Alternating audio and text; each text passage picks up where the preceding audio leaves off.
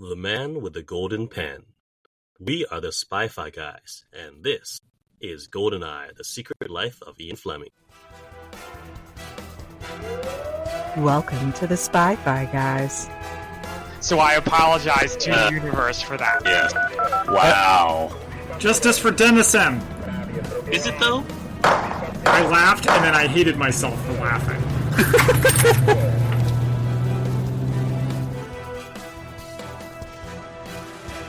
Welcome to the Spy-Fi Guys, where we cover spy facts, spy fiction, and everything in between. I'm Christian.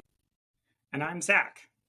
So this is actually our 151st episode, including microdots, dead drops, and author interviews. And so we're going to cover Goldeneye 1995, the Pierce Brosnan starring film, great video game. Wait, no, we're not. No, instead, we are covering Goldeneye, The Secret Life of Ian Fleming from 1989, starring, what's his name? Tywin Lannister himself. Yes, that's right. Oh, goodness, I just blanked on his name. Charles Dance. Charles Dance, thank you. I gave back the option between this and another movie about Ian Fleming called Spy Maker, starring Jason Connery, Sean Connery's son. And you decided on this one. Yeah, I said to myself, surely the one starring an actual professional actor and not Sean Connery's son is going to be better. Well, let's find out. So this is based on the book, The Life of Ian Fleming by John Pearson, who also wrote a fun, sorry, I haven't gotten around to reading it, but he also wrote a fun authorized biography of 007, so which makes a fun duology. So I kind of want to read one and then the other, because he weaves Ian Fleming into James Bond. If James Bond were a real person, he weaves it in. And I want to read it and I'll see how much they actually took from that book, because this is an interesting one. Yeah, I'm curious how they handled the sliding timeline of the James Bond universe. They don't really. The book's called, was it James Bond, the authorized biography of 007, 1973. So this is when it had Roger Moore. It was the time of his second film, so Man with Golden Gun. So it was feasibly, especially since Roger Moore was older than Sean Connery, it's still the same person. There's less of a sliding timeline. Yeah, it doesn't cause as much of an issue. It's an interesting one. It's James Bond is a real person, but they create a reason for him to have the novels based on him, but he's still acting as a real agent. It's fun. That is not what this episode is about, though. This is about the movie, TV movie. Where did this get released? It does say TV movie on IMDb. Yeah. And in the version that we had, they had ITV or something in the corner. Yeah. I didn't ask where Christian got the video, and he didn't tell. I can neither confirm nor deny. Mm-hmm. I think this was released on DVD somewhere, though. Oh, it was Anglia TV, which is now known as ITV Anglia, the ITV franchise holder for the East of England. So yeah, that's who made this. So should we start out with our synopses? Plot synopsis. Yes, so as always, spoilers somehow. If there's spoilers for this movie that you don't want to know, it begins right here with our poetry plot synopses. I will start with our haiku for Goldeneye 1989. Secret Agent AIM. In Ian's mind, Bond is born. Finds love and marriage. Right, I feel like that covers the movie. But then, just in case it's more, here is the limerick for Goldeneye 1989. Ian choked when he came through the breach. He's much better at writing and speech. In the war, he's got schemes, but in peace, he has dreams to live out his life on the beach. Very good, very good. Thank you. And then here is the semi-official IMDb plot summary. Fact-based biography of James Bond author Ian Fleming. The film focuses on his wartime exploits and romantic adventures, which ultimately led to his creation of the super spy. Why do they call it a biography? It's not a biography. Stop. It doesn't say where he was born or who his parents are or any of that stuff. You know what does address a lot of that stuff? The other one? Fleming, the Man Who Would Be Bond, which I'm going to compare this to endlessly, probably. Wait, is that the one with Jason Connery? No, that is our very first episode of Spy-Fi Guys. Oh, yeah, that's right. How much memory do you have of that? Quite a bit, actually. Yeah. I have very little. All right. So we start off with someone driving into Goldeneye. It's Noel Coward, who's a Is he a director? Lord. I think he was a writer. Was a playwright? He's a playwright, composer, director, actor, and singer. So yes, I was right. And the music is vaguely James Bond sounding. However, it's off to a tough start. So our cut of this, it just looks old. Yeah. The footage just looks old. Okay, it looks like you're watching it on a British TV screen in the 1980s. Looks like it was filmed in the 70s. And also the sound, I don't know if this is just me being lazy. Yeah. I could not understand what they were saying. There was no subtitles. There was a bunch of sound mixing issues. So I didn't know who half the characters' names were. But the beginning is off to a good start. Yeah. Yeah, so we have Noel Coward and Fleming's wife Anne driving into Goldeneye. I don't want to say Connery. Fleming's estate in Jamaica. And like they're being told, stand back, we're filming a documentary, and Fleming's being interviewed. I feel like I've seen this interview before, at least in clips or bits. Possibly. It might be a famous one. Now, I will say, as opposed to Howard Stark, what's Dominic Cooper? Cooper, yes. Charles Dance looks like Fleming. Yeah, they nailed it on that. He looks like the real life Fleming. Yeah. Really well. Dominic Cooper maybe got his spirit, but not his look. Definitely not. This interview, he has a bunch of very cool lines, and he comes off as one cool cat. I'm not going to give them away because some of them I have for favorite quotes, but he's totally in control, and he's got a good answer for everything. Yeah, and he denies being involved with the Secret Service, and then he's like, well, there's this one time, and we cut back to during the war, where he arrived in New York, and his assignment is to kill a man in cold blood. There's a Chinese assassin, and his old friend Ivor Bryce is going to help him find the Chinese assassin. He gets off of an airboat. That is one of the things, like, I want to ride an airboat. Yeah, that's much more feasible than a lot of stuff that James Bond does. I was supposed to have a conference up in Vancouver, and they do airboat tours, but of course this conference would have happened in June of 2020, so that trip got canceled. So still on my bucket list, ride an airboat. Yep, there's that. We also have Bill Stevenson here, who was working with the OSS. We get Fleming at a firing range, and he an okay shot, but Stevenson tells him you need to kill the shot. So, Christian, did you remember this whole thing where he has to kill somebody? Because it seemed familiar to me, and I'm sure it was from the Dominic Cooper show. I have that note as well, yeah. Did anything in this movie surprise you? Maybe. We'll see as we go through it again. But yeah, so Fleming is in a dive bar, they're gambling, there's someone who can count the entire 6-card shoe in Baccarat. Wow, interesting. If only they had done something with that. Right? No, you just see Bryce with his winnings afterwards. Fleming's walking around, and he spots the Chinese assassin, who also spots him. The Chinese assassin has a flask hidden in a cane. That's the good stuff. In a dive bar. Why would you? Are you just don't want to pay for more drinks, so you just gonna drink it out of there? Pretty much. But yeah, the assassin leaves. Fleming follows. We don't see what happens. So you just coming back to Bryce. Maybe he tails him to where he lives, presumably. Yeah. Fleming is loading up a PPK, and the Chinese man, you cut over to where his apartment is, or his hotel room. He's doing a handstand in his room. Is this racist? This seems racist. A little bit. Yeah. There's some Orientalism here. I did like, though, in this part where it's waiting, because a lot of spy work is just waiting. And they covered that pretty well. Yeah.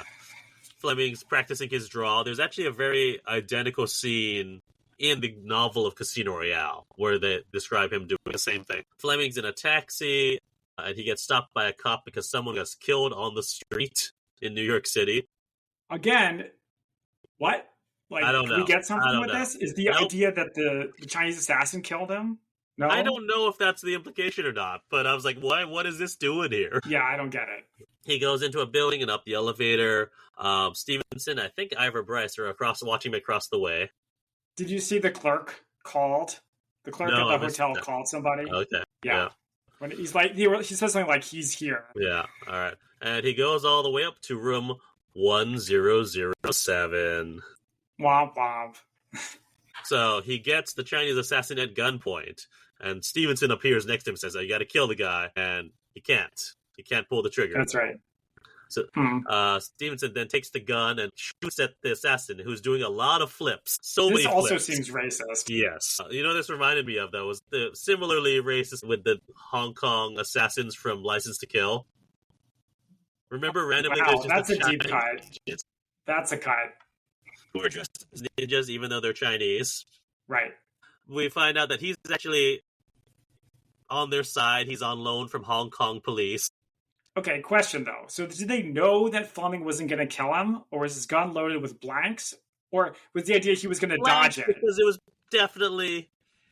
You shot him. I don't know. I don't know what the idea was. Well, they say he could dodge bullets. Or he loves to dodge bullets. Oh, I guess maybe that's what it was. I don't know. That's ridiculous. I mean, Christian, do you think that any of this actually happened in real life? I think there's some version... okay, so I'm trying to remember... let me see if I can go back into our episode on Fleming. What? Because this happens in Fleming.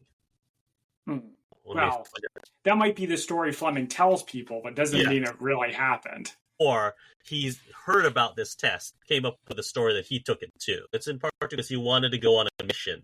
And so then, all right, you have to do this test. So the same thing happens, though. It's he can't do the mission. He can't shoot the guy. And in that case, I think it's probably blanks or something. But here, real bullets. So we go to a bar, back to a bar where they're having martini, shaken, not stirred. Fleming needs a favor. They need access to a German submarine complete with codes, and we hear that Lucky Luciano might be able to help you. Did this name ring any bells to you? Oh my god. No. Wait, is it in the series as well? In real life. In real life? No. Okay. So you have any idea who this guy is? Well, I looked him up for Spy Fact versus Fiction. Okay, I did too. But I did not know who he was before the series. Yeah. Well, I've been to the Mob Museum in Vegas, and I've done a little reading on the mobs. Like Lucky Luciano. This is an interesting one. Well, Christian, it's interesting, but it's also frustrating. Yep. Fleming, our main character, just pays this guy, and a U-boat just appears in Jamaica. Show me how he did it. That's the interesting part. Yeah. Come on. Who knows? I don't know. So he meet him in prison and says he can assist him in the delivery in Jamaica, and all he wants is a vacation in Venice when the war is over. He doesn't want to be released because the war is happening, but in prison, he's safe. He's got alcohol, he's got entertainment, he's got it all covered. We cut back to London, where we follow a messenger on a motorcycle going into naval intelligence. This is Mary Ann, who's going into Godfrey's office, Godfrey being the equivalent of M, as Fleming's boss. Yeah, Fleming famously based M on him.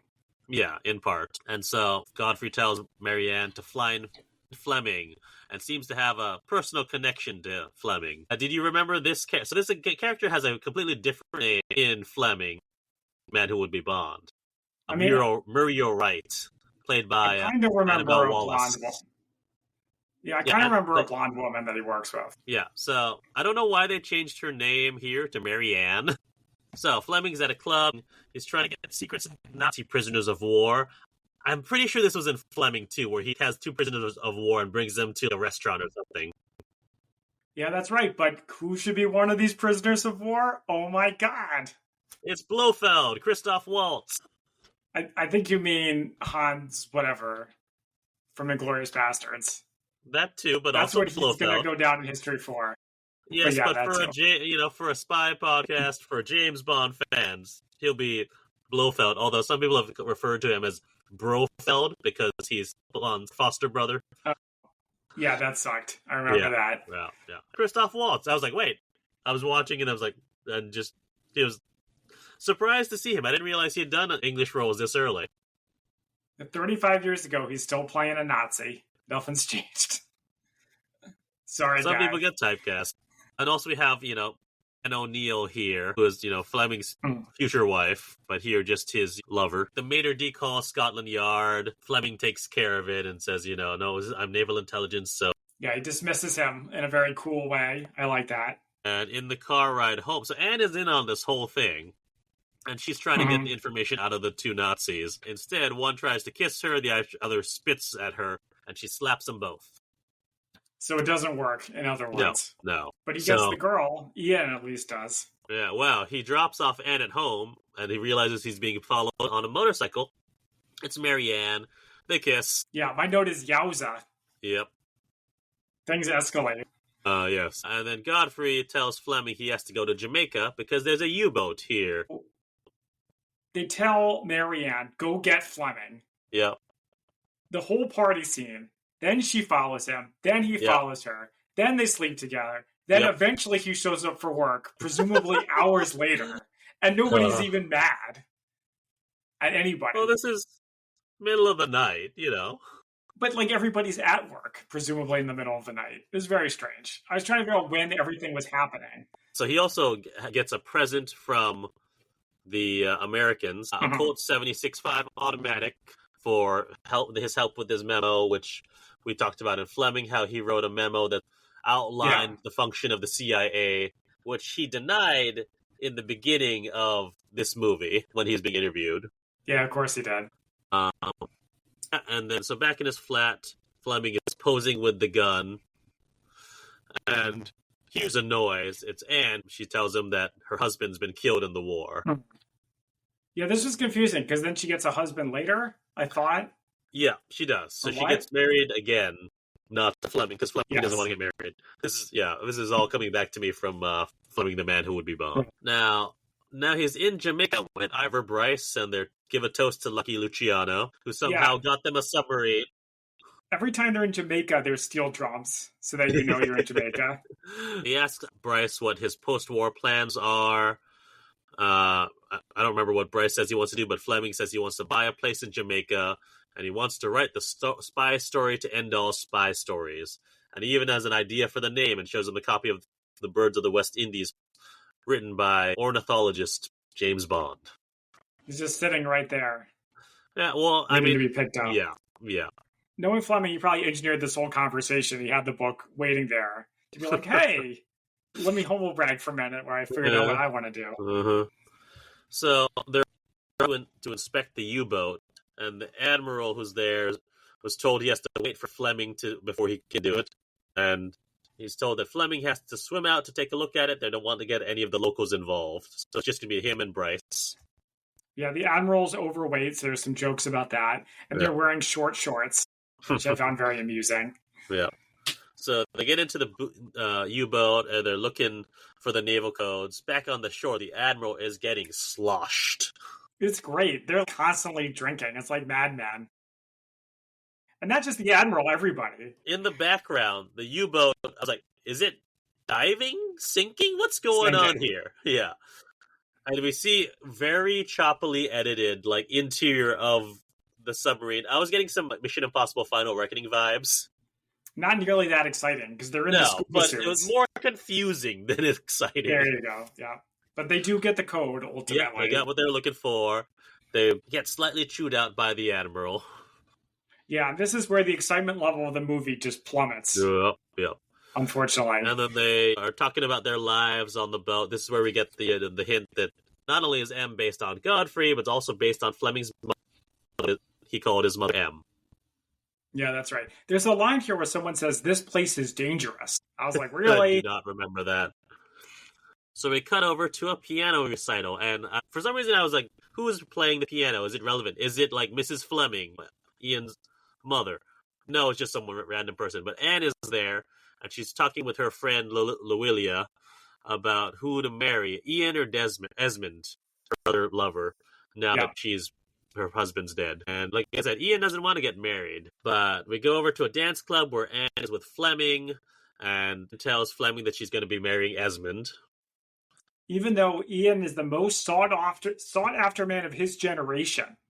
Yep. Wow. That is quite the claim. And she loves him too. Ugh, it's so sad. I'm almost feeling some emotions here. Sorry, Christian, I'm just going to say, after the U-boat part, this movie just becomes so slow. It just feels like a TV movie. I mean, it is a TV movie. Yeah, but we've seen some decent TV movies in our time. Fleming's at the office. He's flirting with Marianne, sends her out for cigarettes, and then she sees a bombed-out building and is trying to help some kids, and then gets caught in a bombing. That's sad. That's it, Never see her again, yeah. And then Ian is mad in the next part. He's mad not only that, as I called her, Blondie died, but he's also like all these rich people with their martinis while people are dying. And I was like, dude, look in the mirror. You're like the ultimate rich douchebag. Yes, but he's actually doing something. Well, how do you know these guys aren't doing something too? Like, you don't know. I mean, are they in the Navy? Are they in naval intelligence? He's actually doing something. Maybe they're building sprockets for bombers, right? Sure, I mean, like sure. Ian Fleming is like literally the most privileged person you could think of. Don't judge other people. Also, Christian, yeah, he's serving the war effort, but it's not like he got his legs blown off or something. Like, let's keep things in perspective, right? Okay. He works in an office, and he goes on free vacations to Jamaica, and he sleeps with a bunch of his coworkers. Okay, all right. It's not exactly the Vietnam War, is what I'm getting at. All right. Well, I'm good, but I'm just going to push back and say that he has more contributions to naval intelligence than he's actually realized. Like the stuff like gambling Italian agents, or there's always all these stories that you hear, and those that would repeated as, "Oh, this was his wartime." In terms of the planning of things.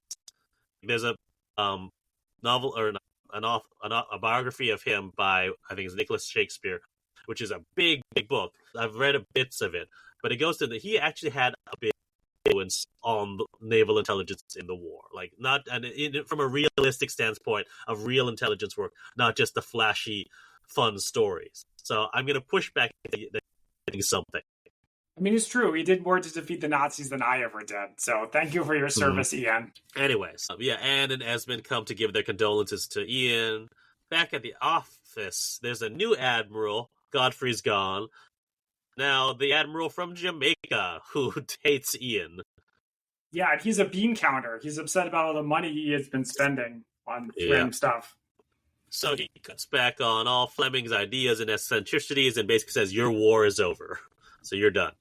Which is fortunate because now the war is over. Or at least we never see it again. So back in his office, Ian Fleming puts up his plans for his Jamaica house.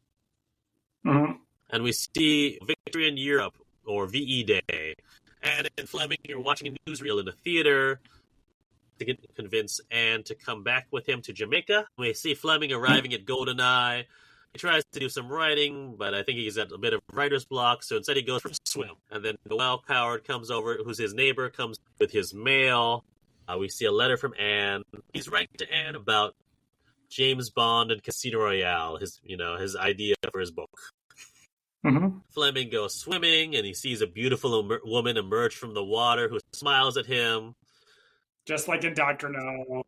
Yeah, they walk off hand in hand. There's a romantic montage, and then immediately afterwards, a plane arrives with Anne. Yeah, I guess the idea is the womanizing doesn't end just because he's in Jamaica. Anne is painting while Fleming writes, and then Anne's friend asks if he's ever killed a man. He says he did. Yeah, I was like, I'm sorry. What is this? Yeah, I was like, I'm sorry. Who are you? She's the same friend who was there before of Luelia, also known as Lil, who was talking with her at the piano recital. Basically, Ed's got one friend, seemingly. Yeah, that's right. Well, it's a perfect screenplay. You only need one person to do the friend questions. So Fleming is called back to London, where we see Esmond is in an office, and we find out that Anne's pregnant, but it's not Esmond's, it's Fleming's, and he's told, you shouldn't see her again. She's married to someone else, too. Yep. To Esmond, yeah. Right.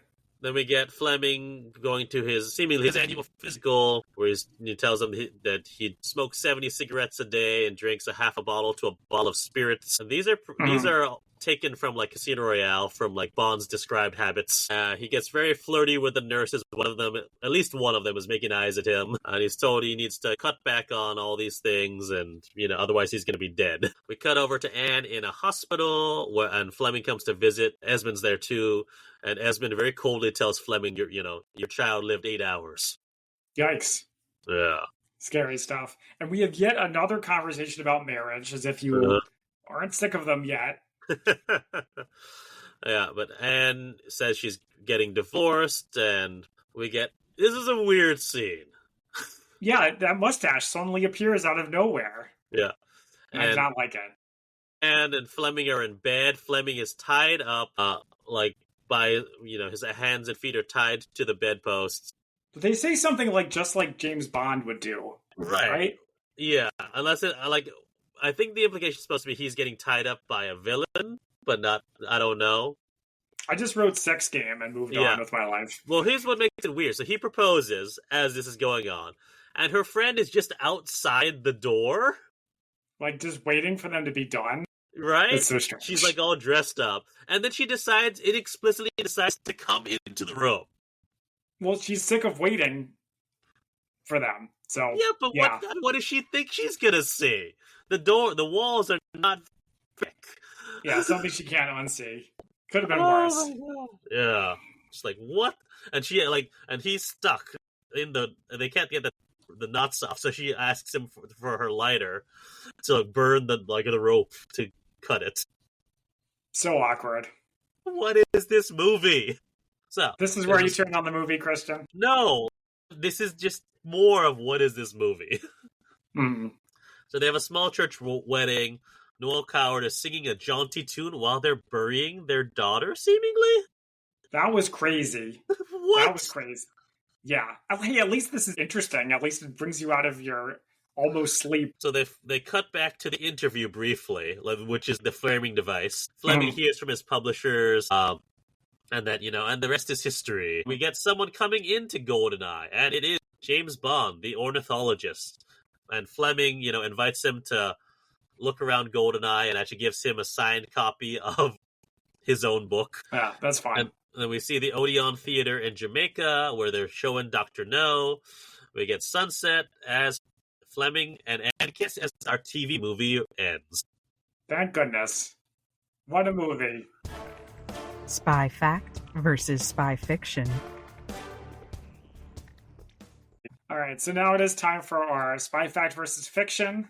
Which of us is going to get to do Lucky Luciano? You can do it. All right. So I've got something on Ivar Bryce. Okay. So this Lucky Luciano guy was an Italian gangster, started in the 5 Points Gang, instrumental in the development of the National Crime Syndicate, which I've never heard of. Otherwise known as the Commission. But I love it because it reminds me of the Crime Syndicate of America. That's what they should have called it. He's considered the father of the Italian America Mafia. In 1936, he was tried and convicted for, this is scary, compulsory prostitution. Oh. I don't like the sound of that. No. And running a prostitution racket. He was sentenced to 30 to 50 years in prison, but he struck an agreement with the U.S. Department of the Navy through his associate in the Jewish mob named Meyer Lansky. You ever heard of him? The name sounds familiar. Yeah, I've heard of him because of the Jewish angle. Yeah. So anyway, in 1942, the ONI, the Office of Naval Intelligence, was concerned about German and Italian agents entering the country through the New York waterfront. So they made a deal where he would send them information and provide intel and promised no dock worker strikes during the war as well.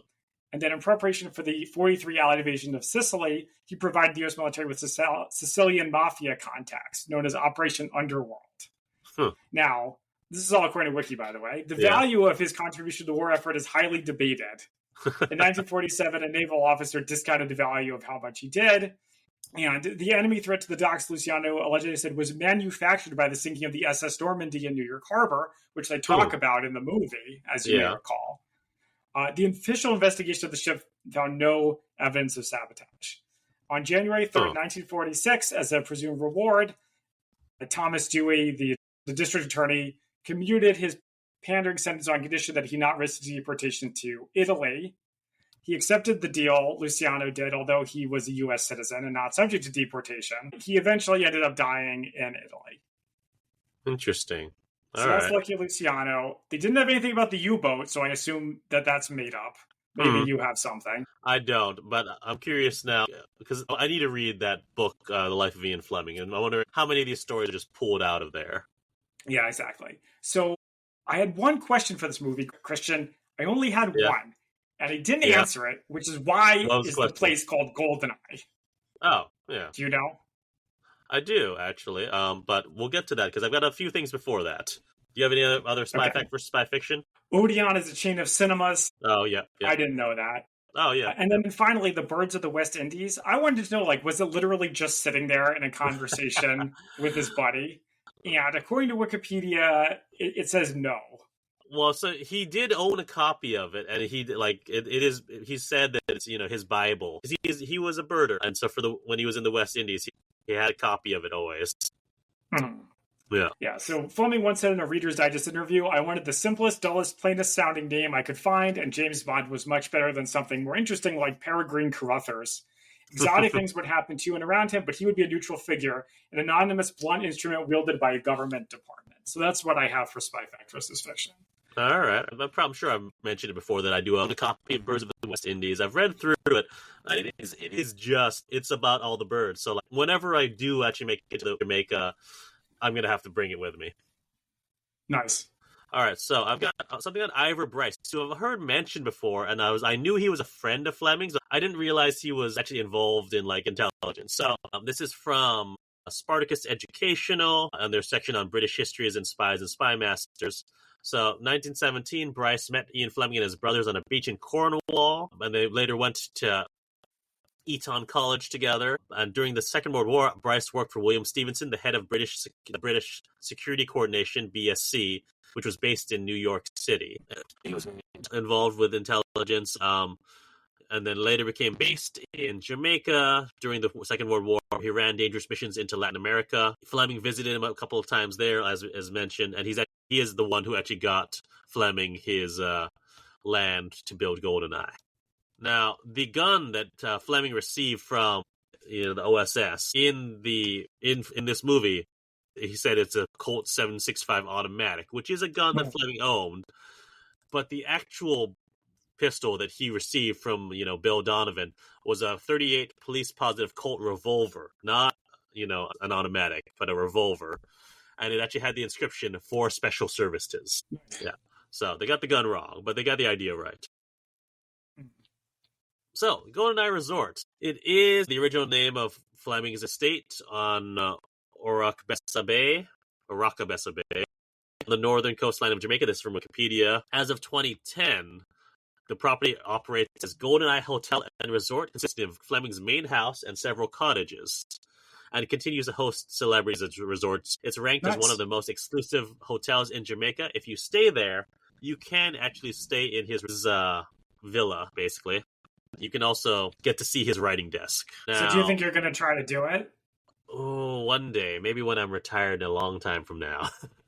It costs a bit of moolah. Although various people like David Zaritsky, I think, just had a big Bond event down at Goldeneye. So it is possible to do it. And if you make friends with staff, I know you can. If no one's staying in the Fleming villa, you might be able to get a peek inside and see the desk where he wrote Goldeneye. Wrote the Bond films. So Fleming has claimed a number of different origins for Goldeneye, including Carson McCullers' 1941 novel Reflections in a Goldeneye, and there was also Operation Goldeneye, which is a World War II era contingency plan that Fleming developed in case of a Nazi invasion of Gibraltar through Spain. But yeah, so Fleming wrote all of the Bond novels here. In No Time to Die, Bond's retirement.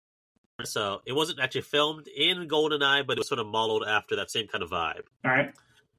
Now, one of the things that bugged me about this movie, one of the historical things in terms of timeline-wise, because many things bugged me about this movie, You don't say. is when he started writing Casino Royale. And this is also from Wikipedia. It was mentioned multiple times that he'd wanted to write a spy novel in his life, but according to Wikipedia, and this has a bunch of sources for this, he didn't actually start writing it and start coming up with the ideas until 1952, before his wedding. So, I think we talked about this in Fleming, that, it wasn't until he started to get anxious about his wedding that he started to sit down and actually write it. So there wasn't, something he was actively working on beforehand, before, he even got, proposed to Anne and all that sort of stuff, which is wrong here.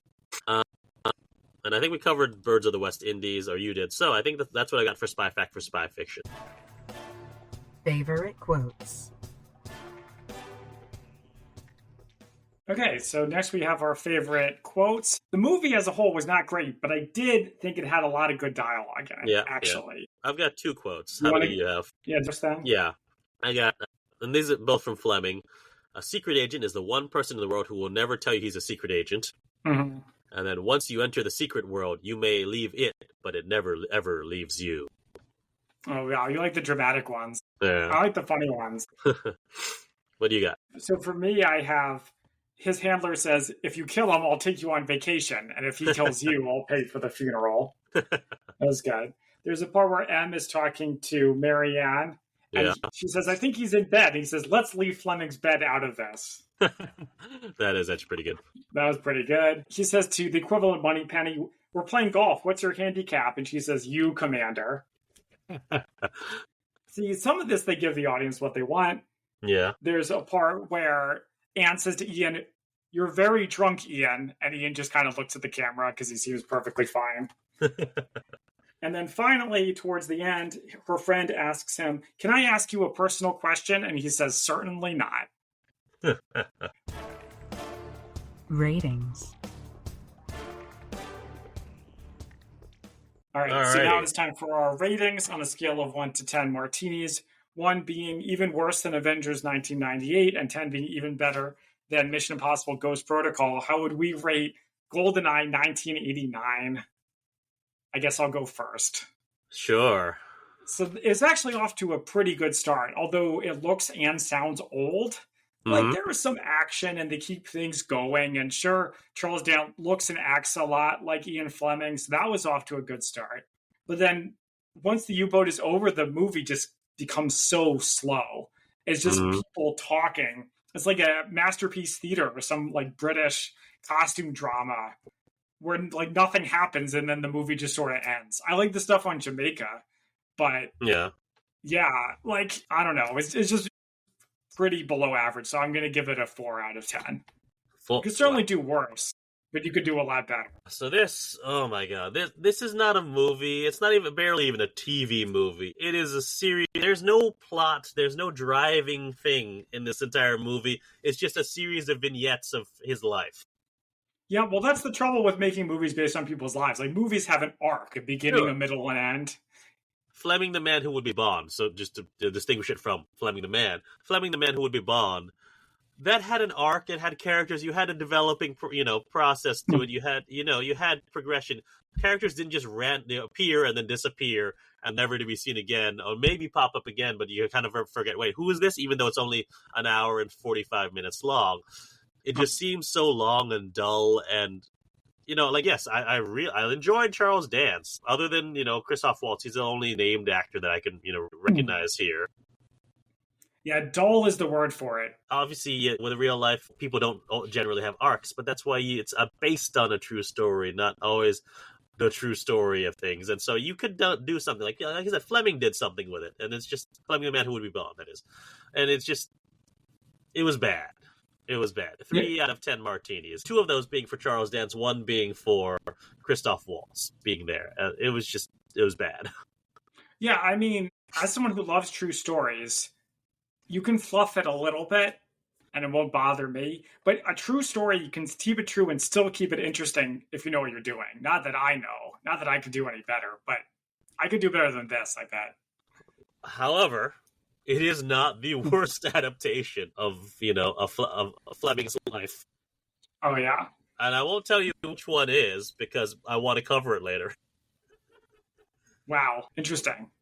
Yeah. But with that, this is part 3 of our James Bond interlude. We started off with the Octopussy, then we had our dead drops, 007 Road to a Million. We had this, and we're cooking up something for James Bond Day this year. That's right. So, thank you all for joining us. You can find us on social media at the Spy-Fi Guys on Facebook, Blue Sky, YouTube, and Instagram, and our merch store at redbubble.com. Until next time, I'm Christian. And I'm Zach. And we are the Spy-Fi Guys, signing off.